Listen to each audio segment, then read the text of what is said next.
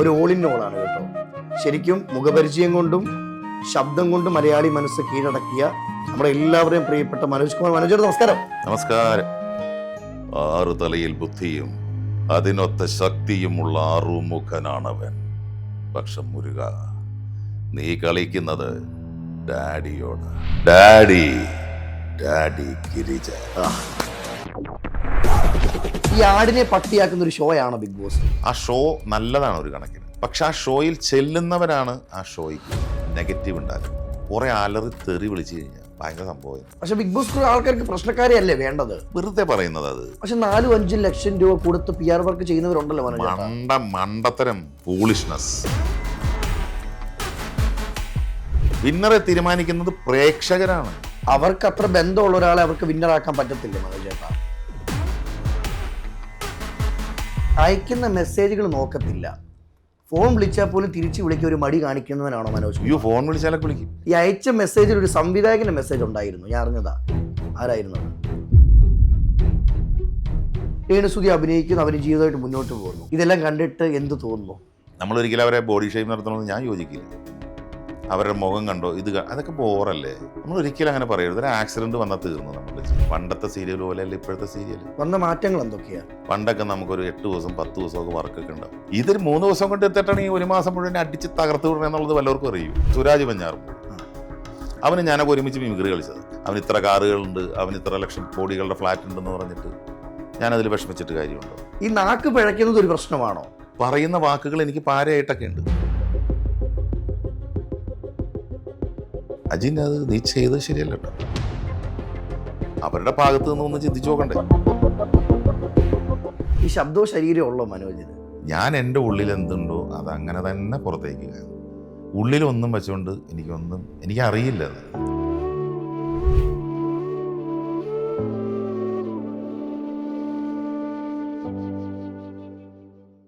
എല്ലാവർക്കും നമസ്കാരം. ഞാൻ അജിം വർഗീസ്. സീരിയൽ ടൂയുടെ മറ്റൊരു എപ്പിസോഡിലേക്ക് അവർക്ക് സ്വാഗതം. ഒരു അനുഗ്രഹീത കലാകാരൻ, ആക്ടറാണ്, മിമിക്രി ആർട്ടിസ്റ്റാണ്, ഡബ്ബിംഗ് ആർട്ടിസ്റ്റാണ്, ഒരു ഓൾ ഇൻ ഓൾ ആണ് കേട്ടോ. ശരിക്കും മുഖപരിചയം കൊണ്ടും ശബ്ദം കൊണ്ടും മലയാളി മനസ്സ് കീഴടക്കിയ നമ്മുടെ എല്ലാവരുടെയും പ്രിയപ്പെട്ട മനോജ് കുമാർ. മനോജ് നമസ്കാരം. നമസ്കാരം. ഒത്തിരി സന്തോഷം കേട്ടോ. കാണാൻ ആഗ്രഹിച്ചു. മറ്റേ ഇൻട്രൊഡക്ഷനിൽ 2 സാധനം വിട്ടു. എന്തൊക്കെയാ? ആങ്കറും കൂടെ ആയിരുന്നു ഞാൻ. അപ്പൊ എന്നാ വിടുവോ? ഞാൻ അവിടെ ഈ ആങ്കർ അല്ല, സ്റ്റേജ് ഷോ ആങ്കർ ആയിരുന്നോ? പിന്നെ ഒരുപാട് ഷോ ചെയ്തു. ഒരു സകലകല വല്ലഭനായിരുന്നു. പാട്ടും പാടാറുണ്ട് അത്യാവശ്യം. പഠിച്ചിട്ടില്ല. പറഞ്ഞു വരുമ്പോ വേണമെങ്കിൽ അതൊക്കെ ആവാലോ. എന്നാൽ ഒരു വ്യക്തിക്ക് എല്ലാത്തിലും ഇങ്ങനെ കൈവെക്കാൻ പറ്റും. എല്ലാത്തിലും അങ്ങനെ ആവുമ്പോൾ ഈ കുഴപ്പം പറ്റണത്. ഇതിൽ ഏതിലാണെന്ന് ഉറപ്പ് പറയാൻ പറ്റില്ല നമുക്ക്. പാട്ടാണ്, ആങ്കറാണ്, മിമിക്രി ആർട്ടിസ്റ്റ് ആണ്, പാട്ടുകാരെന്ന് പറയാൻ പറ്റില്ല. എല്ലാവരും പാടും. ഡബ്ബിംഗ് ആർട്ടിസ്റ്റ് ആണ്. ഇതിൽ ഇഷ്ടപ്പെട്ടത് എന്തായിരിക്കും? എൻ്റെ പ്രൊഫഷൻ എന്ന് പറഞ്ഞാൽ, അല്ലെങ്കിൽ എൻ്റെ ഉപജീവനം എന്ന് പറഞ്ഞാൽ, ഒരു കാലത്ത് ആങ്കറിങ്ങും വിത്ത് മിമിക്രി. പിന്നെ അതിൻ്റെ ഒപ്പം തന്നെ എനിക്ക് ഇഷ്ടമുള്ളൊരു നല്ല മൂഡിലുള്ള ഷോ പോകണമെങ്കിൽ ഞാൻ പാട്ട് പാടും. പിന്നെയാണ് നമ്മൾ അഭിനയം ഇതിലേക്കൊക്കെ വന്നല്ലോ. അതിൽ വന്നപ്പോൾ ഇപ്പം എൻ്റെ അന്നം എന്ന് പറയുന്നത് സീരിയൽ ആക്ടിങ്, പിന്നെ സിനിമയിൽ ഡബ്ബിങ്. സിനിമ ചെയ്തിട്ടുണ്ട്, 10-25 പടം ചെയ്തു എന്ന് മാത്രമേ ഉള്ളൂ. ഒക്കെ ചെറിയ വേഷങ്ങളായിരുന്നു. അതെ, നല്ല വേഷങ്ങൾ കിട്ടിയത് സീരിയലിലാണ്. ഇപ്പോഴും തുടർന്ന് പോകുന്നതും നമ്മുടെ ചോറെന്ന് പറഞ്ഞ സീരിയലും ഡബ്ബിങ്ങിൽ ഏറ്റവും ജനപ്രിയം നേടിയ ഒരു വോയിസ് ഏതായിരിക്കും? ഞാൻ ചെയ്തു എന്ന് തന്നെ പലരും അറിയാത്തവരൊക്കെ ഉണ്ട് പല സിനിമയിലും. ഈ പുലിമുരുകനിലെ ഡാഡി ഗിരിജ ഞാൻ ഡബ് ചെയ്താണ്. അതിപ്പോൾ ഏറെക്കുറെ എല്ലാവർക്കൊക്കെ അറിയാമെന്ന് തോന്നുന്നു. എന്നാലും ചില ആളുകളൊക്കെ പെട്ടെന്ന് ആണോ എന്നൊക്കെ ചോദിക്കും. കാരണം നമ്മളൊന്നാമത്തത് അന്നൊന്നും അങ്ങനെ നമ്മൾ പറഞ്ഞങ്ങനെ, അല്ലെങ്കിൽ എപ്പോഴെപ്പോഴും പറഞ്ഞോ അങ്ങനെയൊന്നും എനിക്കൊന്നാമത്തെ ഈ സെൽഫ് പ്രൊമോഷനൊന്നും എനിക്കിഷ്ടമല്ല. സത്യത്തിൽ ഞാൻ ഭയങ്കരമായിട്ട് അങ്ങനെ ഒതുങ്ങി നിൽക്കുന്ന ഒരാളാണ്. അല്ലെങ്കിൽ തന്നെ ഇപ്പോൾ നമ്മളെ യൂട്യൂബേഴ്സൊക്കെ ഒരുപാട് വിളിക്കാറുണ്ട്. ഇപ്പോൾ അജിൻ തന്നെ എത്ര പ്രാവശ്യം എന്നെ വിളിച്ചു. എനിക്ക് തന്നെ നാണായി തുടങ്ങി. കാരണം മാറ്റി വെച്ച് സത്യം എനിക്കും തോന്നി, അജിനും തോന്നിക്കാണ്, ഇവനൊക്കെ എന്ത് കാര്യം. ഇവനെന്നല്ല ഞാൻ പറഞ്ഞേ, നമ്മൾ പറയില്ല ഇയാൾ ഇത്രയും ജാടിയെന്നൊക്കെ തോന്നും. പക്ഷെ അതിൻ്റെ അല്ല അജിൻ. എനിക്കൊന്നാമത് പറയാനേ എനിക്ക് അതിലൊക്കെ ഭയങ്കര ചമ്മലുകാരനാണ്. സെൽഫ് പ്രൊമോഷൻ ഇല്ലാത്ത ഒരു മനുഷ്യന് ഈ ഫീൽഡിൽ പിടിച്ചിരിക്കാൻ പറ്റുമോ? അത് പിടിച്ച് നിന്ന് പോകണം. ഞാനാകെ ഒരു ദൈവത്തിനെ പിടിച്ച് അങ്ങനെ പോകുന്ന ഒരാളാണ്, അല്ലാണ്ട് അത്ര ഒന്നുമില്ല. അപ്പോൾ ഞാൻ പറഞ്ഞു വന്നതെന്ന് വെച്ചാൽ സീരിയൽ അഭിനയവും ഡബ്ബിങ്ങുമാണ് നമ്മളുടെ ഒരു. ഈ ഡാഡിഗിരി ഞങ്ങളുടെ ഓർമ്മയിലിട്ട് ഒന്നുകൂടെ കൊണ്ടുവരാൻ പറ്റുമോ? പ്രേക്ഷകർ കാത്തിരിക്കുന്നു. ഇത് കുറേ സ്ഥലത്ത് ഞാൻ പറഞ്ഞിട്ടുണ്ട്. ആറു തലയിൽ ബുദ്ധിയും അതിനൊത്ത ശക്തിയുമുള്ള ആറുമുഖനാണവൻ. പക്ഷം മുരുക, നീ കളിക്കുന്നത് ഡാഡിയോട്. Daddy, daddy Girija. ആ, അടിപൊളി. ഇത് അതാണ് ഒരു ഇത്. പിന്നെ എനിക്ക് കിട്ടിയ അടുത്തൊരു വലിയ ഒരു അച്ചീവ്മെൻ്റ് എന്ന് പറഞ്ഞാൽ KGF 2 സഞ്ജയ് ദത്ത് സാർ, അധീര. പിന്നെ മേജർ എന്ന് പറഞ്ഞ സിനിമയിൽ പ്രകാശ് രാജ് സാറ്. മേജർ സന്ദീപ് ഉണ്ണികൃഷ്ണൻ്റെ കഥയാണത്. അത് തെലുങ്ക് എടുത്തിട്ട് മലയാളത്തിൽ ഇത് ഡബ് ചെയ്തപ്പോൾ പ്രകാശ് രാജ് സാറ് അദ്ദേഹത്തിൻ്റെ അച്ഛനായിട്ടാണ്, രേവതി മാഡം അമ്മ. അങ്ങനെ പ്രകാശ് രാജ് സാറിന് അത് കൊടുക്കാൻ കഴിഞ്ഞത്. പക്ഷെ ആ സിനിമ തിയേറ്ററിൽ അത്ര സക്സസ് ആയില്ല. കരം സിനിമയായിരുന്നു. ഇപ്പം അത് ഇതിലുണ്ട്, നെറ്റ്ഫ്ലിക്സിൽ. അതെനിക്ക് ഭയങ്കരമായിട്ട് എനിക്ക് വല്ലാതെ ഞാൻ ഇമോഷണലി ഞാൻ കരഞ്ഞുകൊണ്ട് ഡബ് ചെയ്ത സിനിമയാണ്. കാരണം അദ്ദേഹത്തിൻ്റെ ചില സ്പീച്ച് ഉണ്ട്. പ്രകാശ് രാജ് സാറിനെ കുറിച്ച് പറയേണ്ട ആവശ്യമില്ല, അത് അഭിനയത്തിൻ്റെ ഒരു അമ്മാനമാടുന്ന ആളല്ലേ ഇട്ട്. അപ്പോൾ അങ്ങേർക്ക് ഡബ് ചെയ്യുമെന്ന് പറഞ്ഞാൽ നിസ്സാരമൊന്നും അല്ല. ഈ വടിവത്തക ഡയലോഗ് എന്ന് പറഞ്ഞിട്ട് കാര്യമില്ല. അതെ, അങ്ങേരുടെ ഒരു ഇമോഷണൽ സ്പീച്ച് ഉണ്ട് മകനെ പറ്റി ലാസ്റ്റ്. അതൊരു ഞാൻ കരഞ്ഞുകൊണ്ടാണ് ഞാൻ ഡബ് ചെയ്തത്. അപ്പോൾ അടിക്കുന്നേ അടിച്ചോ? അയ്യോ, അതെനിക്ക് ഇങ്ങനെ പറയാൻ പറ്റില്ല. അത് അന്ന് കണ്ട ആ മൂടി ചെയ്തു പോയതാണ്. അതൊന്നും വെറുതെ കയറിയെന്ന് എനിക്ക് പറയാൻ പറ്റില്ല. മനസ്സിലായിട്ട് ഒരു സിനിമ എടുത്താലും സീരിയൽ എടുത്താലും ഒരു ഡബിങ്. പിന്നെ ലാസ്റ്റ് ഇപ്പം ഞാൻ ചെയ്ത് ലക്കി ഭാസ്കർ ചെയ്തു, ഒരു CBI ഓഫീസർ, സായ് കുമാർ എന്ന് പറഞ്ഞ ആർട്ടിസ്റ്റ്, നമ്മുടെ ദുൽഖറിൻ്റെ CBI ഓഫീസറായിട്ട് വരുന്നത്, പുള്ളിക്ക് ചെയ്തു. പിന്നെ ലേറ്റസ്റ്റ് ഒരെണ്ണം റഹ്മാൻ ഭാവന ഒരു സിനിമയുണ്ട്, അതിൽ ഒരു ക്യാരക്ടർ. അപ്പം ഞാൻ പറഞ്ഞു വന്നത്, ഒരു സിനിമ എടുത്താലും സീരിയൽ എടുത്താലും ഒരു കഥാപാത്രത്തിന് ഡബിങ് ആർട്ടിസ്റ്റ് കൊടുക്കുന്ന ഒരു വാല്യൂ, അല്ലെങ്കിൽ ഡബിങ് ആർട്ടിസ്റ്റിൻ്റെ ഒരു വാല്യൂ എത്രമാത്രം ഉണ്ടായിരിക്കും? എങ്ങനെ? ഒരു സിനിമ എടുത്താൽ ഇപ്പം ഇമോഷണലി നമ്മൾ അറ്റാച്ച് ആവുമെന്ന് പറഞ്ഞല്ലോ, അതൊക്കെ ഒത്തു കിട്ടുന്നതല്ലേ? ഒത്തു കിട്ടുന്നത്. നമ്മൾ ഡാഡി ഗിരിജ ജഗവതി ബാബു സാർ, അദ്ദേഹത്തിൻ്റെ തന്നെ മധുരരാജയെ ഞാൻ ചെയ്തു. അദ്ദേഹത്തിൻ്റെ തന്നെ വോയിസ് ഓഫ് സത്യനാഥനെ ഞാൻ ചെയ്തു, ദിലീപിൻ്റെ അവിടെ അല്ലേ. അതൊരു അദ്ദേഹത്തിൻ്റെ ഒരു അങ്ങനത്തെ ഇമോഷണലി ഉള്ള ക്യാരക്ടേഴ്സ് അല്ലല്ലോ, എല്ലാം വില്ലൻ വേഷങ്ങളാണ്. അതെ, വോയിസ് ഓഫ് സത്യനാഥനിൽ നല്ല പോസിറ്റീവ് ക്യാരക്ടറാണ്, ഓഫീസറായിട്ട്. ഇമോഷൻ ചെയ്യേണ്ടി വന്നാലാണ് നമുക്കിപ്പോൾ ഈ മേജർ എന്ന് പറഞ്ഞ സിനിമയില്ലേ, അത് പല പ്രതലങ്ങളിലൂടെ പോവാണ്. പ്രകാശ് രാജ് സാറിൻ്റെ ആ ക്യാരക്ടർ, അവിടെ നമ്മൾ അതിനൊപ്പം പോയേ പറ്റൂ, പിടിച്ചു തന്നേ പറ്റൂ. കാരണം പ്രകാശ് രാജ് സാറ് ചെയ്യുന്ന ഒരു സാധനങ്ങൾ എന്ന് പറഞ്ഞാൽ ഊഹിക്കാമല്ലോ. അങ്ങേര് ഡയലോഗിലൊക്കെ അങ്ങേര് കാണിക്കുന്ന ചില സാധനങ്ങളുണ്ട്. അതുപോലെ അദ്ദേഹത്തിൻ്റെ എനിക്ക് കിട്ടിയൊരു പടമാണ് അതിരൻ, ഫഹദ് ഫാസിലിൻ്റെ. അതിൽ കുറച്ചുള്ളൂ അദ്ദേഹത്തിൻ്റെ. അപ്പോൾ അത് ഞാൻ ഡബ് ചെയ്യുമ്പോൾ എനിക്കൊരു വിവേകമാണ് ഡയറക്ടർ, പുതിയ ആളാണ്. ഞാൻ ഡബ് ചെയ്യുമ്പോൾ അതിൽ ഞാൻ ആദ്യം എൻ്റെ ഒരു ഇതിലെടുത്തു. അപ്പോൾ ഞാൻ പുള്ളിയോട് ചോദിച്ചു, ഡയറക്ടറോട് ഞാൻ ചോദിച്ചു, ഞാനിങ്ങനെ ഈ പ്രകാശ് രാജ് സാറിന് അങ്ങനെ പ്രത്യേക ഒരു സൈക്കോളജിസ്റ്റായിട്ടൊക്കെ പുള്ളി വന്നേക്കണേ. പുള്ളിയുടെ ചലനങ്ങളിൽ പോലും അങ്ങനെയൊക്കെ ഉണ്ട്, എന്തൊക്കെയോ ഡോക്ടർ കണ്ണൻ നായർ എന്നൊക്കെ പറഞ്ഞ അങ്ങനെയൊക്കെ ഒരു സ്റ്റൈലൊക്കെ. അപ്പോൾ ഞാൻ പുള്ളിയോട് ചോദിച്ചു, ഞാനിതിങ്ങനെ ഒരു പുള്ളിയുടെ ഒരു ചെറുതായിട്ട് പിടിച്ചെടുത്തോട്ടെ, മിമിക്രി അല്ല, ജസ്റ്റ് പുള്ളി ഒന്ന് ക്യാച്ച് ജസ്റ്റ് പിടിച്ചിട്ട് ഞാനൊന്ന് നോക്കട്ടെ എന്ന് പറഞ്ഞു. ചേട്ടാ അങ്ങനെ നോക്കാം നമുക്കൊന്ന് തോന്നുന്നു. അങ്ങനെ ഒരു ഡയലോഗ്, ഒരു സീൻ്റെ ഡയലോഗ് ഞാൻ പറഞ്ഞു. പുള്ളി പറഞ്ഞു, ചേട്ടാ ഇത് മതി, ഇതാണ് പക്കാന്ന് പറഞ്ഞു, കറക്റ്റായിട്ട് ഇതൊക്കെ പോയാൽ മതി എന്ന് പറഞ്ഞു. ഞാൻ പറഞ്ഞു ഓക്കെ. അതെനിക്ക് ഭയങ്കര സാറ്റിസ്ഫാക്ഷൻ കിട്ടി. അതിരൻ സിനിമ കണ്ട നിങ്ങൾക്കറിയാം പുള്ളിയുടെ ആ ഒരു നോട്ടവും ഈ സൈക്കാട്രിസ്റ്റൊക്കെ ആകുമ്പോൾ അവർക്ക് തന്നെ അവരുടെ നോട്ടത്തിൽ തന്നെ നമുക്ക് പേടിയാവും. അങ്ങനത്തെ ഒരു സ്റ്റൈലാണ്. ജീവിതത്തിൽ കുറേ ഭാഗ്യങ്ങൾ ലഭിച്ചിട്ടുണ്ടെങ്കിലും ഈ അയക്കുന്ന മെസ്സേജുകൾ നോക്കത്തില്ല. ഫോൺ വിളിച്ചാൽ പോലും തിരിച്ചു വിളിക്കുക ഒരു മടി കാണിക്കുന്നവനാണോ മനോജ്? അയ്യോ, ഫോൺ വിളിച്ചാലൊക്കെ വിളിക്കും. മെസ്സേജ് മെസ്സേജൊക്കെ ഞാൻ നോക്കാറുണ്ടല്ലോ. എന്നാലും നോക്കാത്ത സംവിധായകൻ, ഞാൻ വാട്സപ്പ് മെസ്സേജിൽ നോക്കാത്ത ഗുഡ് മോർണിംഗ് മാത്രമേ ഉള്ളൂ. ഈ അയച്ച മെസ്സേജിൽ ഒരു സംവിധായകന്റെ മെസ്സേജ് ഉണ്ടായിരുന്നു, ഞാൻ അറിഞ്ഞതാ. ആരായിരുന്നത്? അത് ഇതിലല്ല ജിനെ, വാട്സപ്പ് അല്ല, ഫേസ്ബുക്ക്. ഞാൻ പൊതുവെ ഈ യൂട്യൂബും ഇതുണ്ടല്ലോ, എനിക്ക് ഫേസ്ബുക്ക് എനിക്ക് തുടങ്ങിയിട്ട് എത്രയോ വർഷങ്ങളായി. അപ്പോൾ ഈ മെസ്സഞ്ചറിൽ മെസ്സേജ് വരില്ല. തുടങ്ങിയ സമയത്തൊക്കെ ഒരു ആവേശമായിരുന്നു, ടച്ചിനിരുന്ന് മെസ്സേജിന് മറുപടിയൊക്കെ ഇടില്ല. പിന്നെ ഈ ഫോളോവേഴ്സ് നമ്മളിത് കൂടി വരാണല്ലോ. കൂടി വരുമ്പോൾ ഇങ്ങനെ ഇഷ്ടമാതിരി മെസ്സേജ് വരുമ്പോൾ അങ്ങനെ വരുമ്പോൾ ചിലതൊക്കെ വിട്ടു, ചിലതൊക്കെ വെറുതെ നമ്മൾ നോക്കിയാൽ പിന്നെ മറുപടി ഇടണം, നോക്കുന്നത് അവർക്കറിയാലോ. അതെ. അങ്ങനെ വരുമ്പോൾ ഞാൻ എന്ത് ചെയ്യുന്ന വെച്ചാൽ ഇങ്ങനെ ഒടിച്ചു പോകും.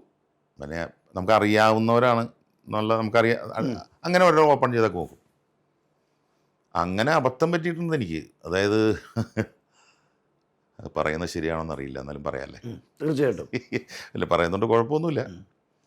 അതിൽ ഒരു പോരായ്മ ഉണ്ട് എനിക്ക്. ഇപ്പോൾ യൂട്യൂബിലാണെങ്കിലും ഞാൻ യൂട്യൂബിൽ ആദ്യ സമയത്തൊക്കെ ഭയങ്കരമായിട്ട് യൂട്യൂബ് നോക്കി കമൻസ് നോക്കി റിപ്ലൈ ഇടുക, ലവ് അടിക്കുക, ലൈക്ക് അടിച്ചൊക്കെ പോകുമായിരുന്നു. പിന്നെ നോക്കുമ്പോൾ ഇഷ്ടംമാതിരി മെസ്സേജ് വരുമ്പോൾ നമുക്കിത് നോക്കി ഇത് അതിന് സമയം കാണത്തുള്ളൂ. മറുപടി ഇടാൻ പറ്റണ്ടേ?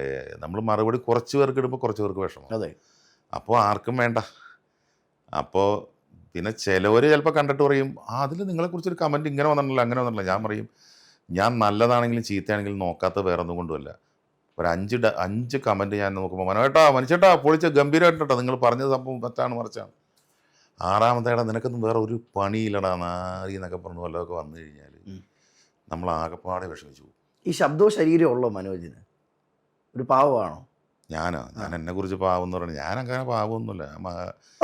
എനിക്ക് എന്നെ തന്നെ കണ്ടുകൂടാ സത്യം. നാക്ക് ശരിയല്ലെന്നേ. ഈ നാക്ക് പിഴയ്ക്കുന്നത് ഒരു പ്രശ്നമാണോ? ഉദാഹരണം ഇപ്പം ടിനി ടോമിനെ എടുക്കാം. എന്നാ പറയുന്നത്, കൂട്ടുകാരനല്ലേ? ആണ്. ടിനി ടോമൊക്കെ എൻ്റെയൊക്കെ ഭാര്യയ്ക്ക് തന്നെയാണ്. പറയുന്ന വാക്കുകൾ പ്രശ്നമാണോ? പറയുന്ന വാക്കുകൾ പ്രശ്നമാണോ? നമ്മൾ വെള്ളം കുടിച്ചോട്ടെ? കുടിച്ചോ. പറയുന്ന വാക്കുകൾ എനിക്ക് പാരയായിട്ടൊക്കെ ഉണ്ട്. വന്ന പാരകൾ ഇനി നമുക്ക് സംസാരിക്കാം. അങ്ങനെയല്ല, ഞാൻ പണ്ട് ഫേസ്ബുക്കിൽ ഇതുപോലെ ലൈവിൽ വന്നപ്പോൾ എനിക്കൊരു പ്രശ്നമൊക്കെ പറ്റിയിട്ടുണ്ട്. അത് എൻ്റെ ഈ പറഞ്ഞാൽ നമ്മൾ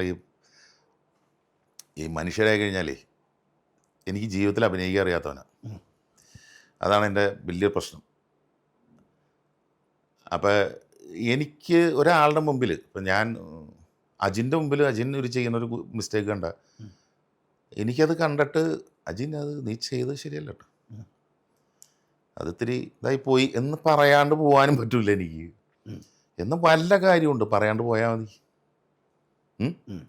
എൻ്റെ വീട്ടിൽ തന്നെ, എൻ്റെ വീട്ടിലിപ്പോൾ എൻ്റെ അമ്മയോ അല്ലെങ്കിൽ ഭാര്യയോ സഹോദരിയോ ഇവരിപ്പോൾ ആരെക്കുറിച്ചെങ്കിലും കുറിച്ച് എന്തെങ്കിലും പറയാമെന്ന് വെച്ചോ, അവർ അങ്ങനെ എന്തായാലും അവർ നമ്മളോട് ഇല്ലേ നമ്മളങ്ങനെ അവരെന്നൊക്കെ പറയുമ്പോൾ ഞാൻ ചിലപ്പോൾ ഇത് നമ്മൾ അന്ധമായിട്ടൊക്കെ കുറ്റപ്പെടുത്തുമ്പോൾ അവരുടെ ഭാഗം ഒന്ന് ചിന്തിക്കണ്ടേ നമ്മൾ തീർച്ചയായിട്ടും എന്ന് പറഞ്ഞുകൊണ്ട് അങ്ങനെ പറയും ഞാൻ. അത് പറയുമ്പോൾ ഇവർക്ക് ഇഷ്ടപ്പെടില്ല. അങ്ങനെ എല്ലാവരും പ്രീതിപ്പെടുത്താൻ പറ്റുമോ?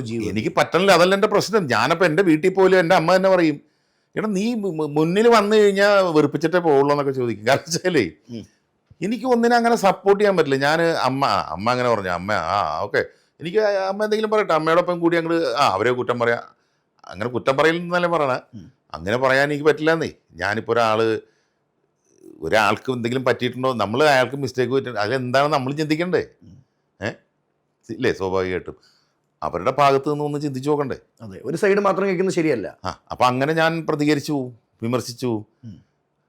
അപ്പം അതുകൊണ്ട് ചിലപ്പോൾ അടുക്കപ്പെട്ടവർക്കും ചിലപ്പോൾ, പക്ഷെ എന്നും പറഞ്ഞ് അവർക്ക് എന്നെ അറിയാം, അവർക്ക് എന്നെ വ്യക്തമായിട്ട് അറിയാം. ഞാൻ എന്ന് പറയുന്ന ഒരു അപകടകാരിയല്ല, ഒരു ദുഷ്ടനല്ല, ഒരു ക്രൂരനല്ല. ഞാൻ എൻ്റെ ഉള്ളിൽ എന്തുണ്ടോ അതങ്ങനെ തന്നെ പുറത്തേക്ക് കാണും.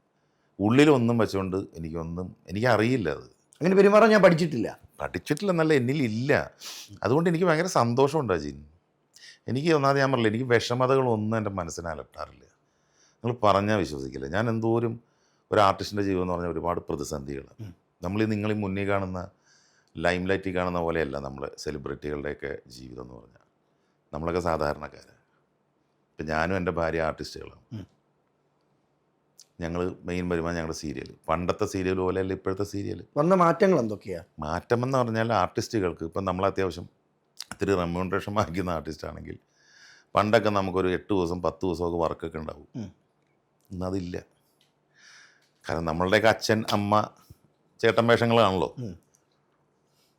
നമ്മളുടെ മാത്രമാക്കി വച്ച് 1 ദിവസം 2 ദിവസം കൂടി വന്നാൽ 3 ദിവസം കൊണ്ട് തീർക്കാണ്. ഓക്കെ, നമ്മുടെ പോർഷൻ മാത്രം സെറ്റ് ചെയ്ത് വെച്ച്. അപ്പം നമുക്ക് അവിടെ നമ്മുടെ വരുമാനം 3 ദിവസമായി വരണം. 8 ദിവസം കിട്ടുന്ന വരുമാനം നമ്മുടെ 3 ദിവസത്തേക്ക് ചുരുങ്ങാണ്. നന്നായിട്ട് പണിയെടുത്ത് വിശ്രമമില്ലാത്ത ഷോട്ടുകൾ സീനുകൾ ഇങ്ങനെ വന്നുകൊണ്ടിരിക്കും. പരാതിയില്ല നമുക്ക്. കാരണം അവരെ സംബന്ധിച്ചിട്ടും അവർക്കും ഈ പറഞ്ഞ പ്രൊഡ്യൂസർക്ക് പ്രോഫിറ്റ് കിട്ടണ്ടേ. ഡയറക്ടറെ സംബന്ധിച്ചിട്ടാണെങ്കിലും ഫുട്ടേജ് കൂട്ടി കൊടുത്താലേ കാര്യമുള്ളൂ, അല്ലെങ്കിൽ ഡയറക്ടറുടെ സീറ്റ് വരെ തെറിച്ചു പോകും. അപ്പോൾ ആരെയും നമുക്കിതിൽ പഴിചാരാൻ പറ്റില്ല. അപ്പോൾ സീരിയൽ എന്ന് പറഞ്ഞാൽ ഇപ്പോൾ അത്രയും ഞാണുമേകളിയാണ്. പണ്ടത്തെ മാതിരിയല്ല. ആളുകളുടെ വിചാരം 30 ദിവസം സ്ക്രീനിൽ വന്നാൽ 30 ദിവസം കാശ് കിട്ടുന്നതാണ്. മനസ്സിലായില്ലേ? അങ്ങനെ ചിന്തിക്കുന്നവരുണ്ട്. മിക്ക ദിവസം സ്ക്രീനിൽ കാണാം, ഈ ദിവസം മുഴുവൻ നമുക്ക് പൈസ കിട്ടാമല്ലേ. ഇതൊരു 3 ദിവസം കൊണ്ട് എത്തിയിട്ടാണെങ്കിൽ 1 മാസം മുഴുവൻ അടിച്ച് തകർത്ത് വിടണം എന്നുള്ളത് വല്ലവർക്കും അറിയൂ. അപ്പം ഞാൻ പറയുന്നത് വെച്ചാൽ അത്ര ഒരു ഇതിലാണ് ഞങ്ങൾ ജീവിക്കണം. ഞാനും ബീനപ്പം എൻ്റെ വീട് എന്ന് പറഞ്ഞാൽ അങ്ങനെയാണ്. ഞങ്ങൾക്ക് മാനേജറില്ല, ഡ്രൈവറില്ല, കാര്യസ്ഥനില്ല, ആരുമില്ല. ഞങ്ങൾ തന്നെ കുക്കുമില്ല. അവൾ തന്നെ കുക്ക്, അവൾ തന്നെ ജോലിക്കാരി, ഞാൻ തന്നെ ഡ്രൈവർ, ഞാൻ തന്നെ മാനേജർ എന്ന് പറഞ്ഞാൽ നമ്മൾ വണ്ടി എടുത്ത് സാധനങ്ങൾ വാങ്ങിക്കുന്നു, കടയിൽ പോയി ബൈക്കിന് വാങ്ങിച്ചു വരുന്നു, ഞങ്ങളുടെ വീട്ടിൽ കറി വയ്ക്കുന്നു, ഒരു മീൻ കറി വെച്ചാൽ, ഒരു മെഴുക്കുവരട്ടിയും വെച്ചാൽ ഇപ്പം പപ്പടം നിർബന്ധമാണ്. ഇതാരെങ്കിലും ഒക്കെ വിശ്വസിക്കും മനോജ് ചേട്ടാ? കാരണം എനിക്കാരും വിശ്വസിക്കേണ്ട ആവശ്യം നിറഞ്ഞു നിൽക്കുന്ന ഒരു ഭാര്യയും ഭർത്താവും. ഞാൻ അതുകൊണ്ട് ഞാൻ പറഞ്ഞതാണ്, ജീവിതം എന്ന് പറഞ്ഞാൽ അതാണ് അജിൻ. ജീവിതം എന്ന് പറഞ്ഞാൽ ഒരു ഞാണമേഖലയാണ്. എനിക്ക് വലിയ ആഗ്രഹങ്ങളില്ല, അതാണ് എൻ്റെ ദുഃഖമില്ലായ്മയ്ക്ക് കാരണം. ഞാനിപ്പോൾ സിനിമാ രംഗത്തുള്ള ഏതെങ്കിലും നടന്മാരുടെ അല്ലെങ്കിൽ എൻ്റെ ഒപ്പം വന്നിപ്പോൾ പോട്ടെ, സുരാജ് വെഞ്ഞാറമൂട്, അവന് ഞാനൊക്കെ ഒരുമിച്ച് മിമിക്രി കളിച്ചതാണ്. എന്നാൽ അവന് ഇത്രയും വലിയ ആർഭാട ജീവിതമുണ്ട്, അവന് കാറുണ്ട്, അവന് ഇത്ര കാറുകളുണ്ട്, അവന് ഇത്ര ലക്ഷം കോടികളുടെ ഫ്ലാറ്റ് ഉണ്ടെന്ന് പറഞ്ഞിട്ട് ഞാനതിൽ വിഷമിച്ചിട്ട് കാര്യമുണ്ടോ? അതിൽ കുശുമ്പ് അസൂഹയുമില്ല. ദൈവം സത്യം, എൻ്റെ അമ്മ സത്യം, എൻ്റെ പെറ്റ അമ്മയും അച്ഛനും സത്യം, എനിക്ക് ആരോടും അസൂയയില്ല. കാരണം അത് അവൻ്റെ മനസ്സിൻ്റെ, അവന് ദൈവം വിധിച്ചിരിക്കുന്ന ഭാഗ്യമാണത്, ഇല്ലേ? സിനിമ എന്ന് പറഞ്ഞാൽ എന്തെന്നാ, ഭാഗ്യവും കഴിവുമാണ്. ഭാഗ്യത്തിന് ഘടകമുണ്ടോ? ഭാഗ്യം നന്നായിട്ട് വേണം, കഴിവുണ്ടായിട്ടും കാര്യമില്ല, ഭാഗ്യം നന്നായിട്ട് വേണം. ഈ ലാലേട്ടൻ 20-ാം നൂറ്റാണ്ടിൽ പറഞ്ഞാൽ ഏറെ ഭാഗ്യവും അല്പം ബുദ്ധിയും ഉണ്ടെങ്കിൽ ആർക്കും കള്ളക്കടത്തുകാരനാവെന്ന് പറഞ്ഞില്ലേ സാർ? ഇങ്ങനെ ആവണമെങ്കിൽ എങ്ങനെയാണ്, എന്താണ് അതിൻ്റെ ഇതെന്ന് ചോദിക്കില്ല ബി ചേച്ചി. അപ്പോൾ പറയൂല്ലോ പുള്ളി, ഏറെ ഭാഗ്യവും അല്പം ബുദ്ധിയും ഉണ്ടെങ്കിൽ ആർക്കും കള്ളക്കടത്തുകാരനാവാം. കറക്റ്റല്ലേ? അതെ, ഏറെ ഭാഗ്യം വേണം എന്ന് വെച്ചാൽ കള്ളക്കടത്തുകാരനാവാൻ വേണ്ടി പറഞ്ഞല്ലേ ഞാൻ. ആ പറഞ്ഞ ഡയലോഗിൽ കാര്യമുണ്ട്. ഈ കള്ളക്കടത്തുകാരെ പിടിക്കാതിരിക്കണമെങ്കിൽ ഭാഗ്യം വേണം. അതാണ് പുള്ളി ഉദ്ദേശിച്ചത്. എഴുത്ത് നാളെ ഇനിയും വരും. അതെ, ഞാൻ മറ്റേ കള്ളക്കടത്തുകാരനെ കുറിച്ച് പ്രൊമോട്ട് ചെയ്ത് അല്ലെങ്കിൽ പേടിയാണ് ഞങ്ങൾ അവരൊന്നും പറയാനൊക്കെ കേട്ട്. ഇത് ഏത് രീതിയിൽ എടുക്കുന്ന അറിയില്ല. ഈ ആടിനെ പട്ടിയാക്കുന്ന ഒരു ഷോ ആണ് Bigg Boss. Bigg Boss show എന്ന് പറഞ്ഞാൽ ഏറ്റവും നല്ലൊരു കോൺസെപ്റ്റ്. അതിനെ ആരും കുറ്റം പറയേണ്ട ആവശ്യമൊന്നുമില്ല. അത് ലോകത്തെ ഏറ്റവും വലിയ റിയാലിറ്റി ഷോയാണത്. റിയാലിറ്റി ഷോ ആണത്. മനുഷ്യൻ, നമ്മളിപ്പോൾ റിയാലിറ്റി ഷോ എന്ന് പറഞ്ഞാൽ നമ്മൾ ഡാൻസ്, പാട്ട്, മറ്റത് മറിച്ചത്, ഇത് നമ്മളൊരു വ്യക്തി, ഇത് ശരിക്കും നമുക്ക് പഠിക്കാനുണ്ട്. അതിൽ പോകുന്നവരെ സംബന്ധിച്ചിട്ട് ബഹിരാകാശത്ത് പോകുന്ന പോലെ. കാരണം നമ്മളുടെ ജീവിതം ഇത് ഉദ്ദേശിക്കുന്നതെന്ന് വെച്ചാൽ ഇതിൻ്റെ അകത്ത് നിന്ന് പല പ്രതിസന്ധികളെ തരണം ചെയ്ത് നമുക്ക് മാനസിക കരുത്ത് കിട്ടുന്നൊരു ഷോയാണത്. കാരണം നമുക്ക് മൊബൈൽ യൂസ് ചെയ്യാൻ പറ്റില്ല. ഒരു മൊബൈലിൻ്റെ നെറ്റെങ്ങാൻ 15 മിനിറ്റ് പോയാൽ പ്രാന്ത് പിടിച്ചിരിക്കുന്ന ആളുകളാണ് നമ്മൾ. നാളെ കണ്ട അരമണിക്കൂർ ജിയോ പെട്ടെന്ന് ബ്രേക്കായി 1 മണിക്കൂർ എങ്ങാണ്ട്. അവിടെ അപ്പോഴേക്കും വിളിയാണ്, ഇവ കിട്ടണില്ല, എന്താണ് മൊത്തത്തിൽ പ്രാന്തായ ആളുകൾക്ക് ഈ സാധനം പോയപ്പോഴേക്കും. അതാണ് നമ്മളുടെ അവസ്ഥ.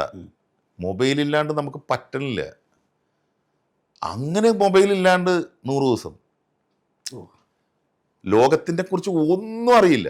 എന്ത് ചുറ്റും നടക്കുന്നു, വീട്ടിൽ വല്ല ആപത്ത് വന്നാൽ മാത്രമേ അറിയുള്ളൂ.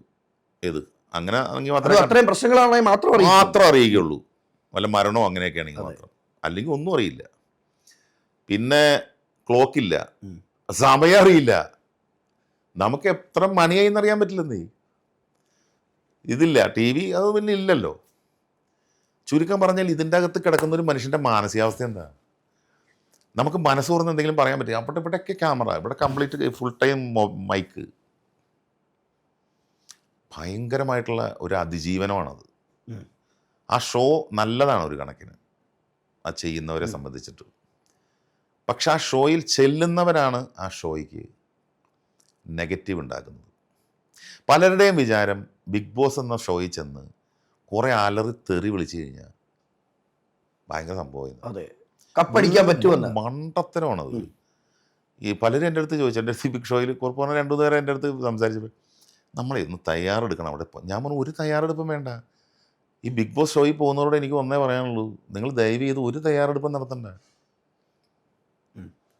PR വർക്ക് ഒന്നും ചെയ്യണ്ട, ആരെ ഏൽപ്പിക്കുകയും വേണ്ട, വോട്ട് ചോദിക്കാൻ പോലും ആരെ ഏൽപ്പിക്കണ്ട. പക്ഷെ 4-5 ലക്ഷം രൂപ കൊടുത്ത് PR വർക്ക് ചെയ്യുന്നവരുണ്ടല്ലോ. മണ്ടത്തരം, ഫൂളിഷ്നെസ്. എനിക്കതേ പറയാനുള്ളൂ. കാരണം ഞാൻ പറയട്ടെ അജിൻ, ആരാണ് തീരുമാനിക്കുന്നത്? വിന്നറെ തീരുമാനിക്കുന്നത് പ്രേക്ഷകരാണ്. ഒരു സിനിമ വിജയിപ്പിക്കുന്നതാരാ? പ്രേക്ഷകരാണ്. സിനിമയായിട്ട് കമ്പയർ ചെയ്യാൻ പറ്റുമോ? കാരണം ബിഗ് ബോസിന്റെ ക്രൂവ് ഒരു 20 പേരെ എടുക്കുമ്പോൾ അവർക്ക് അത്ര ബന്ധമുള്ള ഒരാളെ അവർക്ക് വിന്നറാക്കാൻ പറ്റത്തില്ലേ മനോജ് ചേട്ടാ? പറ്റില്ല. ആര് പറഞ്ഞു? കാരണം എഡിറ്റിംഗ് അവരല്ലേ തീരുമാനിക്കുന്നേ, എവിടെ എങ്ങനെ കട്ട് ചെയ്യണം. എന്തൊക്കെ എഡിറ്റ് ചെയ്താൽ ഇപ്പൊ 24/7 ഹോട്ട്സ്റ്റാറിൽ ഉണ്ട്. 24/7 ഇല്ലേ, കുറച്ച് സീസണായിട്ട്. അതൊക്കെ വെറുതെ പറയുന്നതാണ്. കാരണം എന്താ വെച്ചാൽ അങ്ങനെ ആരെയും ജയിപ്പിക്കാൻ വേണ്ടി ഒരു അജണ്ടയൊന്നും തയ്യാറാക്കിയില്ല. ഇത് ഈ പറഞ്ഞാൽ ഈ കൊതിക്കറവ് എന്ന് പറയില്ലേ, നമുക്ക് കിട്ടാത്തതിൻ്റെ കൊതിക്കറിവ് പറയാം ഇല്ലേ. ഇപ്പം നമുക്കൊരു വർക്ക് കിട്ടിയില്ലെങ്കിൽ, അല്ലെങ്കിൽ നമ്മളൊരു വർക്കിൽ നിന്ന് കട്ട് ചെയ്താൽ, ആ വർക്കിൽ നിന്ന് കട്ട് ചെയ്യുമ്പോൾ നമ്മളെന്താ പറയുക, വർക്കിൽ നിന്ന് കട്ട് ചെയ്ത് അവനെ ഞാനുണ്ടല്ലോ, എൻ്റെ ഭാഗത്ത് എല്ലാം കംപ്ലീറ്റ് ക്ലിയർ ആയിരിക്കും. മൊത്തം മിസ്റ്റേക്ക് അവരുടെ ഭാഗത്തായിരിക്കും. ഇല്ല, എൻ്റെ ഭാഗത്ത് ഒരു മിസ്റ്റേക്ക് ഉണ്ട് കട്ട് ചെയ്തതിൽ ഇല്ലേ. ഇപ്പോൾ ഏഷ്യാനെറ്റിലെ കുടുംബ വിളക്കിന്ന് എന്നെ കട്ട് ചെയ്തത് അന്ന് ഏഷ്യാനെറ്റിനെതിരെ ഞാൻ ഒരു പരാമർശം പറഞ്ഞുകൊണ്ടാണ്. മറ്റേ ഡോക്ടർ രജിത് കുമാറിന് വേണ്ടിയിട്ട് ഏഷ്യാനെറ്റിൽ അത് ഞാൻ പറഞ്ഞു, വാവിട്ടെന്നാവ്. അത് ഞാൻ പറഞ്ഞു, അതൊക്കെ എൻ്റെ ജീവിതത്തിൽ പാഠങ്ങളാണ്. അങ്ങേർക്ക് വേണ്ടിയിട്ട് ഞാൻ സംസാരിച്ചതാണ്. അങ്ങേര് കാണിച്ച ഇൻജസ്റ്റിസാണ്. കാരണം പുള്ളി പുറത്താക്കിയത് സത്യത്തിൽ അതിൻ്റെ അകത്ത് നടന്ന കാര്യങ്ങൾ ഞാൻ അറിഞ്ഞില്ല. പിന്നീട് ഞാൻ അറിഞ്ഞപ്പോഴാണ്. അതിന് മുമ്പേ ഞാനത് പറഞ്ഞപ്പോൾ ഞാൻ ബിഗ് ബോസ് ഇനി കാണില്ല എന്ന് പറഞ്ഞാലും കുഴപ്പമില്ലായിരുന്നു. ഏഷ്യാനെറ്റ് ഇനി കാണില്ല എന്ന് പറഞ്ഞത് എൻ്റെ സീരിയൽ റണ്ണിങ് ആണെന്ന് ആലോചിക്കണം. കുടുംബവിളക്ക്, ഫസ്റ്റ് കുടുംബവിളക്ക് നല്ലൊരു ക്യാരക്ടറായിരുന്നു അതിൽ, ശ്രീകുമാർ എന്ന് പറഞ്ഞു. അപ്പം ഞാൻ ആ സമയത്ത് എന്നെ അവർ കട്ട് ചെയ്തു. ഇതപ്പം തന്നെ ഭയങ്കര വ്യാപകമായി. അപ്പം തന്നെ ഏഷ്യാനെറ്റിൽ പിറ്റേ ദിവസം തന്നെ പ്രൊഡ്യൂസർ എന്നെ വിളിച്ചു, ഇങ്ങനെ ഒരു പ്രശ്നം പറ്റിയിട്ടുണ്ട്, ചാനലിൽ നിന്ന് മാറ്റാൻ പറഞ്ഞേക്കാണെന്നും. ഞാൻ പറഞ്ഞു ഓക്കെ സാർ, എൻ്റെ മിസ്റ്റേക്കാണത്, ദാറ്റ്സ് മൈ മിസ്റ്റേക്ക്, എനിക്ക് നിങ്ങളോടൊരു പ്രശ്നമില്ല, നിങ്ങൾക്കത് ചെയ്തല്ലേ പറ്റൂ. ഞാനത് എൻ്റെ അടുത്ത് ഒരുപാട് പേര് വിളിച്ചിട്ട് പ്രതികരിക്കണം, ഇത് അവർ കാണിച്ചത് ഭയങ്കര ഇതാണ്, ഒരു അഭിപ്രായം പറഞ്ഞ് അതിന് കട്ട് ചെയ്തേക്കണു, മനോട്ടാ ഞങ്ങളുണ്ട് കൂടെ. ഞാൻ പറഞ്ഞ് അവർ ചെയ്തതിൽ എന്താ തെറ്റുള്ളത്, ഞാൻ അങ്ങനെ പറഞ്ഞത്. ഞാൻ അവരെ കുറ്റപ്പെടുത്തില്ല. എനിക്ക് എത്രയോ വർഷങ്ങളായിട്ട് എനിക്ക് അവസരങ്ങൾ തന്നൊരു ചാനൽ, അതെ, എത്രയോ കഥാപാത്രങ്ങൾ എനിക്ക് തന്ന ചാനൽ, എത്രയോ ഷോകളിൽ എന്നെ ഉൾപ്പെടുത്തിയ ചാനൽ. അവർക്ക് അതിൻ്റെ ആവശ്യമില്ല, അവർക്ക് ഇഷ്ടംമാതിരി ആർട്ടിസ്റ്റുകളുണ്ട്. പക്ഷേ എന്നോട് അവർ കാണിച്ച പരിഗണന ഞാൻ മറന്നു എന്നുള്ളത് എൻ്റെ മിസ്റ്റേക്കാണത്, എൻ്റെ തെറ്റാണത്. ആ ചാനലിനെ ഞാൻ ഒരിക്കലും കുറ്റം പറയരുതായിരുന്നു, എൻ്റെ ഓഫീസിനെ കുറ്റം പറഞ്ഞ കാര്യമല്ലത്. ഞാൻ പറഞ്ഞത് എൻ്റെ മിസ്റ്റേക്കാണ്. ഈ വേദന ഞാൻ അനുഭവിക്കേണ്ടതാണ്.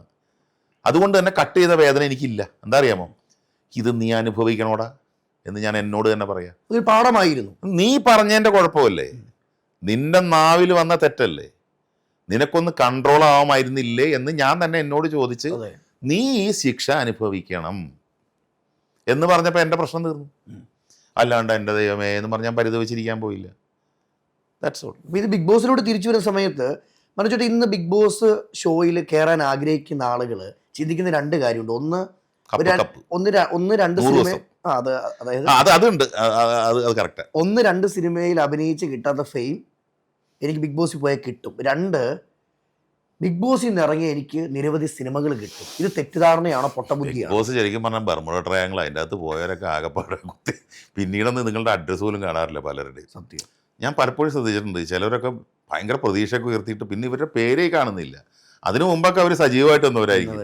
എനിക്ക് വേണത് ഒരു ബർമുഡ ട്രയാങ്കിളാണ്. അതിൻ്റെ അകത്തൊക്കെ വീണവരുടെ അവസ്ഥ എന്ന് പറഞ്ഞാൽ ചിലവരൊക്കെ രക്ഷപ്പെട്ടു പോയെന്ന് മാത്രമേ ഉള്ളൂ, വെറലിലുണ്ടാന്ന് വരെ. അപ്പം ഞാൻ പറഞ്ഞത് അത് ഒരു പർട്ടിക്കുലർ ടൈമിലുള്ളൂ ഈ ഷോയുടെ ഒരു ഇത് കഴിഞ്ഞാൽ പിന്നെ കഴിഞ്ഞു. അപ്പം ആ ഷോയുടെ സമയത്ത് ഇവർ പുറത്തിറങ്ങി കഴിയുമ്പോൾ ഇവർ അങ്ങോട്ട് തിരിഞ്ഞാലും ഇങ്ങോട്ട് തിരിഞ്ഞാലും ചായ കുടിച്ചാലും ഒക്കെ ഭയങ്കര റീച്ചായിരിക്കും. പിന്നെ ഒരു 5 മാസം കഴിയുമ്പോൾ കാണാൻ ഒന്നും ഉണ്ടാവില്ല. അതല്ല, അത് കല എന്ന് വെച്ചാൽ ഒരു അഭിനേതാവ് എന്ന് പറഞ്ഞാൽ അതങ്ങനെ നിൽക്കുന്നതാണ്. ഈ ഷോയുടെ 100 ദിവസം കഴിഞ്ഞാൽ കഴിഞ്ഞു, മനസ്സിലായില്ലേ? പിന്നെ ആ ഒരു ഫെയിം 2-3 മാസം കാണുമായിരിക്കാം. പിന്നെ പലരുടെയും ലക്ഷ്യമുണ്ട്, സിനിമയിലേക്കുള്ള ഒരു വാതിലാണ്, പിന്നെ സെലിബ്രിറ്റി സ്റ്റാറ്റസ്, ഉദ്ഘാടനങ്ങൾ, മറ്റേ അംബാസഡർ ആക്കുക എന്നൊക്കെയുള്ള പരിപാടികളൊക്കെ സ്വപ്നം കാണുന്ന. അതുകൊണ്ടാണ് ഭയങ്കര ഇപ്പം തള്ളിച്ചകൾ. ഇപ്പം പണ്ടൊക്കെ പലരെയും വിളിച്ചാലും ചിലവരൊക്കെ ഇല്ലെന്ന് പറയും. പക്ഷെ ഇപ്പോൾ അങ്ങോട്ട് ആവശ്യപ്പെടാണ്. ഈ സീരിയൽ മേഖലയിൽ തന്നെ എനിക്കറിയാം പലരും അങ്ങോട്ടേക്ക് വിളിച്ചിട്ട് ഞങ്ങൾക്ക് വരണം ആഗ്രഹമുണ്ടെന്ന് പറയുന്നവരുണ്ട്. ഞാൻ ഇന്നുവരെ അങ്ങനെ വിളിച്ചിട്ട് എനിക്കെന്ന് വെച്ചാൽ എനിക്ക് ഇങ്ങോട്ട് വിളിച്ചാൽ നമുക്ക് നമ്മുടെ കാര്യം പറയണ്ടേ. അതുകൊണ്ട് ഞാൻ പറഞ്ഞില്ല, എനിക്ക് നല്ലൊരു റെമ്യൂണറേഷൻ ആണെങ്കിൽ ഞാൻ ബിഗ് ബോസിൽ പോകുന്നതുകൊണ്ട് എനിക്ക് ചിലർ എന്നോട് ചോദിക്കും പോകുന്നതുകൊണ്ട് പോകാൻ, ചിലർ പോവല്ലേട്ടോ. ഞാൻ പറയാം എന്താ പോയാലെന്ത് ഇത് കാണുകയും ചെയ്യും ഇവർ. ഇതാണ് കണ്ടിട്ട് കുറ്റം പറയുന്നവരാ കൂടുതൽ. അതെ, ഇത് കാണാണ്ടിരിക്കാനും പറ്റില്ല. എന്നിട്ട് ബിഗ് ബോസ് കാണുകയും ചെയ്യുന്നത് 24/7 ലൈവ് കാണും. 24/7 ഇങ്ങനെ കിടക്കൊല്ലിടത്തുകൊണ്ട് കാണുന്നവരും ഉണ്ടാവും. അങ്ങനെയുള്ളവരും കുറ്റം പറയുന്നുണ്ട്. ഞാനൊരിക്കലും കുറ്റം പറയില്ല, കാരണം അതൊരു നല്ല ഷോയാണ്. നല്ലൊരു എമൗണ്ട് കിട്ടിയ മനോജേട്ടൻ പോവോ? തീർച്ചയായിട്ടും പോയ കപ്പടിച്ചോണ്ട് വരുവോ? അതൊന്നും എനിക്ക് പറയാൻ പറ്റില്ല. എന്നാലും കഴിഞ്ഞ സീസൺ നോക്കുമ്പോൾ കപ്പടിച്ചുകൊണ്ട് വരാമെന്ന് തീരുമാനിക്കുന്നത് നമ്മളല്ല, പ്രേക്ഷകരല്ലേ. ഞാൻ കണ്ട ഒരു പരിപൂർണ ബിഗ് ബോസ് ഒരു കണ്ടസ്റ്റൻ്റ് എന്ന് പറഞ്ഞാൽ ഞാൻ അങ്ങനെ എൻ്റെ മനസ്സിലെപ്പോഴും ഒരു ഫുൾ ടു ഫുൾ എൻ്റർടൈനർ ആയിരിക്കണം ബിഗ് ബോസ്. ചിലവരുണ്ട് പെട്ടെന്ന് വന്നിട്ട് കളം പിടിക്കാനുള്ള ശ്രമം നടത്തും. അതെ, നിങ്ങളതൊന്നും ചെയ്യരുത്. നിങ്ങളായിട്ട് നിങ്ങളെ തന്നെ അങ്ങോട്ട് വിട്ടുകൊടുക്കുക. ശ്രദ്ധിക്കേണ്ട ഈ നിബന്ധനകൾ മനസ്സിലുണ്ടാവണം. ബോധം എപ്പോഴും വേണ്ട മനുഷ്യന്, വേണം. അവബോധം വേണ്ട നമ്മളെവിടെ നിൽക്കുന്നതെന്ന് ഇല്ലേ, അതെന്തായാലും വേണമല്ലോ. തീർച്ചയായിട്ടും ഓഫീസിൽ പോകുമ്പോഴും വേണം. നമ്മുടെ ബോസൊക്കെ നമ്മളെ ചീത്ത പറഞ്ഞാലും നമ്മൾ എന്തിനാ നിൽക്കണമെന്നില്ല. വേണമെങ്കിൽ ബോസിന് 2 കൊടുക്കാനുള്ള ഇതുണ്ടാവും. അതെ, എന്തുകൊണ്ട് കടിച്ചു പിടിച്ചിരിക്കണേ, എനിക്കത് നിന്നേ പറ്റൂ. ഇപ്പം മറ്റേ ബൈ ബോസിൽ ഷാജോൻ പോയി മറ്റേ ബാത്റൂമിൽ പോയി ബക്കറ്റ് അടിച്ചു കുടിക്കണമാതിരി. അപ്പം നമ്മുടെ പ്രൊഫഷനിൽ അങ്ങനെയൊക്കെ പലതും നേരിടേണ്ടി വരും ഇല്ലേ. അതുപോലെ നമ്മൾ കൺട്രോൾ ആവണം. നമ്മുടെ ഒരു ജോലിയായിട്ട് കരുതണം. നമുക്ക് ശമ്പളം തരുന്നില്ലേ, അവിടെ ഒന്നുമില്ല, റെസ്ട്രിക്ഷൻ ഇല്ല നമുക്ക് കൂടുതൽ. നമ്മളിപ്പോൾ ഒരു ഡാൻസ് കളിക്കാൻ നമ്മൾ സ്റ്റേജിൽ പോകുമ്പോൾ ഇന്ന സമയത്ത് നമ്മൾ കളിക്കുന്നു. ഇത് ഫുൾ ടു ഫുൾ സ്വാതന്ത്ര്യമാണ്. ഈ ഷോയെ എത്ര മനോഹരമാക്കാൻ കഴിയുന്നറിയോ ഒരു കണ്ടസ്റ്റൻറ്റിന്. നല്ലൊരു എൻ്റർടൈനർ ആയിരിക്കണം അയാൾ, അല്ലാണ്ട് അയാൾ ഒരു പ്രശ്നക്കാരനായിട്ട് ചെല്ലാനാവരുത്. പക്ഷെ ബിഗ് ബോസ് ആൾക്കാർക്ക് പ്രശ്നക്കാരെയല്ലേ വേണ്ടത്? വെറുതെ പറയുന്നത് അത്. പ്രശ്നക്കാരെ അല്ല, അങ്ങനെയൊന്നും അവർ പ്രശ്നക്കാരെന്ന് പറഞ്ഞ് തിരഞ്ഞെടുക്കുന്നൊന്നുമില്ല. അവർക്ക് പലപ്പോഴും പറ്റുന്ന മണ്ടത്തരം എന്താണെന്ന് പറയുമ്പോൾ, ഇൻ്റർവ്യൂവിന് ചെല്ലുമ്പോൾ അവർ നോക്കുമ്പോൾ കുറച്ചും കൂടെ കോൺട്രവേഴ്സി. എൻ്റെ അടുത്ത് പറഞ്ഞാൽ ഞാൻ ഫസ്റ്റ് സീസൺ 2 എന്നെ വിളിച്ചതല്ലേ ഇൻ്റർവ്യൂവിന്. സീസൺ 2 ഓക്കെ എന്നെ വിളിച്ചത്. അപ്പം ഞാൻ ഇൻ്റർവ്യൂവിന് എറണാകുളത്ത് ഏഷ്യാനെറ്റ് സ്റ്റുഡിയോയിൽ എനിക്കറിയില്ല ഇത് ഇൻ്റർവ്യൂ എന്താണിത്, ഇതെന്താ ജോലിക്ക് പോകുമ്പോൾ ഞാൻ എൻ്റെ ജീവിതത്തിൽ ഇൻ്റർവ്യൂ അറ്റൻഡ് ചെയ്തിട്ടില്ല. അപ്പം ഞാനന്ന് നമ്മുടെ സീസൺ 1 രണ്ട് നമുക്ക് അറിയാവുന്ന കണ്ടസ്റ്റൻസിനെ വിളിച്ച് ചോദിച്ചു. സാബുമോനൊക്കെയാണോ? സാബുമായിട്ട് എനിക്ക് അത്ര കണക്ഷൻ ഉണ്ടായില്ല. ഞാൻ ചോദിച്ചേടെ ഇതെന്താണ് ഇത് ഇൻ്റർവ്യൂ? ചേട്ടാ അത് ഇൻ്റർവ്യൂ ഉണ്ട്, 1 അല്ല 2 ഇൻ്റർവ്യൂ ഒക്കെ ഉണ്ടോ, 3. എന്ത് സംഭവം അത്? എന്തെന്നാ നമ്മളെ അറിയാലോ അവർക്ക്. ഇപ്പം ഏഷ്യാനെറ്റിന് എന്നെ അറിയാം, മനോജ്, ഞാൻ ആർട്ടിസ്റ്റാണ്. അതൊക്കെ കാര്യമില്ലായിട്ട് അവിടെ ചെന്നിട്ട് ഇത് വേറെ ടീമല്ലേ, ബോംബെയൊക്കെ ഉള്ള ടീമൊക്കെയാണല്ലോ. അപ്പോൾ ഇവർക്ക് നമ്മളെന്താണ്, അപ്പം ഞാൻ എന്ത് പറയാനാ, ഞാൻ ഇന്നാൾ ചേട്ടാ അവിടെ ചെന്നിട്ട് നമ്മൾ ഭയങ്കര സംഭവമാണ് കാണിക്കണം. മഹാ പ്രശ്നക്കാരനാണ്, ഇടിച്ച് പൊളിച്ച് നമ്മൾ തകർത്ത് തരിപ്പണാക്കുന്നുള്ള സാധനം അവർക്ക് കിട്ടുന്നത്. ഇവരെ കൊണ്ടുപോയാലുണ്ടല്ലോ അതിനെന്താ പറയണ്ടേ, അങ്ങനെ പറയണ നമ്മൾ വിട്ടുകൊടുക്കില്ല, നമ്മൾ മാറ്റാതാണ് മറിച്ച്. ഞാൻ നാണാവണേ എനിക്ക് അങ്ങനെ പറയാൻ. നമ്മളില്ലാത്ത കാര്യം എങ്ങനെ പറയണേ. ഞാൻ അവിടെ ചെന്ന സാറേ ഞാൻ പൊളിച്ചടിക്കാൻ കൂടി ഇടിച്ച് പൊളിക്കാൻ വേക്കത്തിനെ ഇനി ഇങ്ങനെയൊക്കെ പറയാൻ പറ്റുമോ നമുക്ക്? എന്നിട്ട് ചെന്നോ അവിടെ ഡയറക്റ്റ്? ഞാൻ ചെന്ന് എനിക്ക് അന്നേരം ഡബിൾ മൈൻഡായിരുന്നു, ഇത് എന്തെന്നാണെന്നൊരു പിടുത്തവും കിട്ടണില്ലേ. ഫസ്റ്റ് സീസണിലേ കഴിഞ്ഞിട്ടുള്ളൂ. പോയി കഴിഞ്ഞാൽ എൻ്റെ ജീവിതം കോഞ്ഞാട്ടിയാവൂ, പണിയാവൂ എന്നൊക്കെ പേടിയായി എനിക്ക്. പിന്നെ എനിക്ക് ഹോം സിക്നെസ് ഒക്കെ ഭയങ്കരമായിട്ട്, എനിക്ക് 10 ദിവസം കഴിയുമ്പോഴേക്കും എനിക്ക് പ്രശ്നമൊക്കെ ആവൂ. അങ്ങനെയൊക്കെ ഉള്ളിൽ അങ്ങോട്ടും ഇങ്ങോട്ടും വടംവലിയാണ്. ഞാൻ അവിടെ പോകുന്നവരെ വണ്ടിയിൽ ഇങ്ങനെ ആലോചിച്ചിങ്ങനെ പോവുക. നമ്മളെ പാലാരിട്ട് അവിടെയാണല്ലോ ഓഫീസ്. അവിടെ ചെന്ന് കയറണവരെ ഇങ്ങനെ ഇടംതിരിവായിരുന്നു എൻ്റെ മനസ്സിൽ, പോണോ വേണ്ടേ. ഇൻ്റർവ്യൂവിൽ ഞാനൊരു തണുപ്പൻ സമീപനമായിരുന്നു. ഞാനിപ്പോൾ ഇങ്ങനെ സംസാരിക്കണ പോലെ സംസാരിക്കാണ്ട്. അപ്പോൾ അവർ പറഞ്ഞു, ഒന്ന് ഡയറക്ടർ ഉണ്ടായി, പിന്നെ പുള്ളിയുടെ സഹായം, പിന്നെ നമ്മുടെ ഡയാന സിൽവസ്റ്റർ. ഞാൻ അതൊക്കെ പറഞ്ഞു. നമ്മളപ്പോൾ ക്യാമറ വെച്ച് ഷൂട്ട് ചെയ്യും, ഇങ്ങനെ ക്യാമറ വെച്ചേക്കണമാതിരി അവർക്ക് അവിടെ കാണിക്കണമല്ലോ. നമ്മളൊരു തണുപ്പൻ രീതിയിലാണ് സംസാരിച്ചതൊക്കെ. അവർക്ക് ഇഷ്ടപ്പെട്ടില്ല. ഒരു പക്ഷെ നമ്മളല്ലാതെ അഭിനയിച്ച് നിന്നിരുന്നെങ്കിൽ ഇതിനകത്ത് കയറായിരുന്നു. എനിക്ക് അങ്ങനെ പറ്റില്ല അജിനെ. ഞാൻ പറഞ്ഞില്ല, ഞാനിപ്പോൾ ഒരു ഇൻ്റർവ്യൂവിന് വരുമ്പോഴും ഞാൻ ഈ മടിച്ച് നിൽക്കണമെന്ന് പറഞ്ഞാൽ, ഇൻ്റർവ്യൂവിന് വന്നിപ്പോൾ നമ്മളിങ്ങനെ സംസാരിക്കുമ്പോൾ ഞാനിതെല്ലാം മറക്കാണ്. എനിക്ക് എൻ്റെ സ്വഭാവം എന്ന് പറഞ്ഞാൽ, ഇപ്പോൾ വന്നു ഞാൻ ഇതിനെക്കുറിച്ചൊക്കെ ഞാൻ പിന്നെ ക്യാമറ ഇതൊന്നും കോൺഷ്യസ് ആവില്ല ഞാൻ. മനസ്സിലായില്ലേ? ഞാൻ വീട്ടിലിരുന്ന് നമ്മളിപ്പോൾ അജിനെ ഞാൻ സംസാരിക്കുന്ന പോലെ എനിക്ക് ഫീൽ ചെയ്യുള്ളൂ. അത് അങ്ങനെ വരുമ്പോഴേ എനിക്ക് അങ്ങനെ പറയാൻ പറ്റുള്ളൂ. അല്ലാണ്ട് ഇപ്പോൾ 1 2 3 പറഞ്ഞോ എന്ന് പറഞ്ഞാൽ എനിക്ക് പറ്റില്ല. അത് അഭിനയിക്കാൻ പറ്റും, സ്റ്റാർട്ട് ക്യാമറ ആക്ഷൻ എന്ന് പറയുമ്പോൾ. ഇതിരുന്നിട്ട് സാർ ഞാൻ എന്നൊക്കെ പറഞ്ഞ് എനിക്ക് അങ്ങനെ പറയാൻ പറ്റും. പക്ഷേ ഞാൻ പിന്നെ പോകുന്നത്. അപ്പോൾ ഡയാന എനിക്ക് മെസ്സേജ് ഇട്ട്, എന്താ മനോജ് ഭയങ്കര, അപ്പം പറഞ്ഞു എന്ന് പറഞ്ഞാൽ അവരോട് ഭയങ്കര സ്മാർട്ടാണ് ആൾ, എങ്ങനെ ഇന്നെന്താ പറ്റിയെന്ന് അറിയില്ല. ഞാൻ പറഞ്ഞു എനിക്ക് 2 ഡബിൾ മൈൻഡായിരുന്നു എന്ന് പറഞ്ഞ്, പോണോ പോകണ്ടേ എന്നുള്ളത്. അയ്യോ നല്ല ഇതായിരുന്നില്ല മനോജ് എന്നൊക്കെ പറഞ്ഞു. ഞാൻ പറഞ്ഞാൽ പോട്ടെ. പിന്നെ എന്നെ വയൽക്കാടിന് വിളിച്ചു, ഡോക്ടർ അജിത് കുമാറൊക്കെ ഇരുന്ന സീസണിൽ. അതിനാ മറ്റേ അമൃതയും അഭിരാമിയൊക്കെ വന്നത് അപ്പോഴാണ്. അപ്പോൾ ചെയ്യുമ്പോൾ ഞാൻ കുടുംബങ്ങൾക്ക് ചെയ്തുകൊണ്ടിരിക്കുക. സീരിയൽ. അത് കാരണം എനിക്ക് പോകാൻ പറ്റിയില്ല. അവർ വിളിച്ചിട്ട് ചൊവ്വാഴ്ച വിളിച്ചിട്ട് ശനിയാഴ്ച കയറണമെന്ന് പറഞ്ഞു. നമ്മളെല്ലാം ഏറ്റവും കൂടുതൽ അംഗീകരിച്ച കലാകാരനാണ് കൊല്ലം സുധി. ഇപ്പം നമ്മളോടൊപ്പം ഇല്ല, രേണു സുധി. ഒരുപക്ഷെ ചില സമൂഹം പറയുന്നത് സ്വന്തം ഭർത്താവ് മരിച്ചു, നീ കരഞ്ഞ് മുറിയിലിരിക്കണം. രേണു സുധി അഭിനയിക്കുന്നു, അവർ ജീവിതമായിട്ട് മുന്നോട്ട് പോകുന്നു. ഇതെല്ലാം കണ്ടിട്ട് എന്ത് തോന്നുന്നു? സന്തോഷം തോന്നുന്നു. രേണു സുധി, കൊല്ലം സുധി, എനിക്ക് കൊല്ലം സുധിയായിട്ട് അത്ര വലിയ ഡീപ്പ് ഫ്രണ്ട്ഷിപ്പ് അങ്ങനെയൊന്നുമില്ല.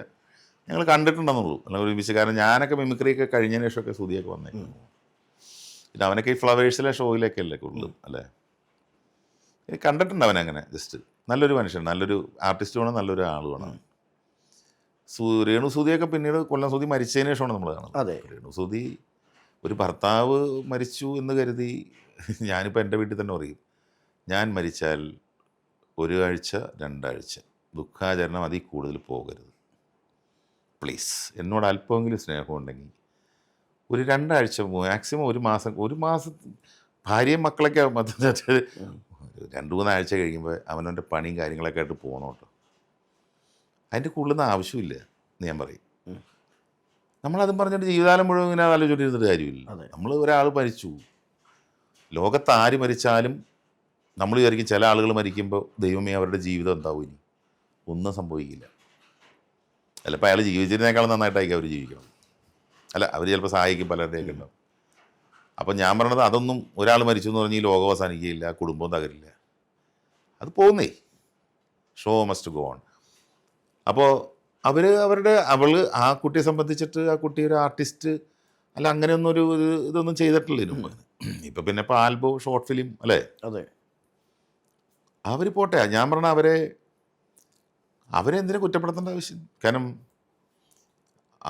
അവർക്ക് അറിയാവുന്ന എന്താണെന്ന് വെച്ചാൽ അവർ ചെയ്യുന്നു. അതെ, അവർക്ക് ഇഷ്ടപ്പെട്ട കാര്യം ചെയ്യുന്നു. അതിപ്പോൾ അവർ ചെയ്തോട്ടെ, നമ്മളതിൽ അസ്വസ്ഥപ്പെടേണ്ട ആവശ്യമുണ്ട്. ഇതാണ് ഞാൻ പറഞ്ഞത്, ഈ ആളുകൾക്ക് എന്തിനാ അസ്വസ്ഥത വരുന്നത്? അവരവരുടെ ഒരു ഇതല്ലേ ചെയ്യുന്നത്. ആ കുട്ടിക്ക് ഇപ്പോൾ ചിലവരതിനെ ബോഡി ഷെയ്മിങ് നടത്തുന്നു. എന്തിനാണ് അതൊക്കെ ചെയ്യുന്നത്? തെറ്റല്ലേ അത്?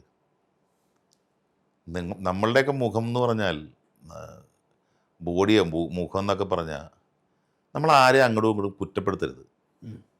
തെറ്റാണത്. തെറ്റല്ല, അത് പാപമാണത്.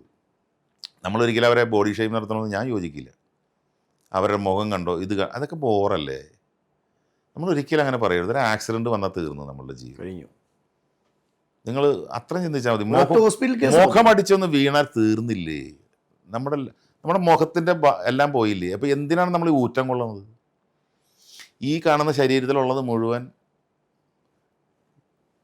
ഏത് സമയത്തും പോകാവുന്നതേ ഉള്ളൂ ഒരു മനുഷ്യൻ്റെ ആണോ?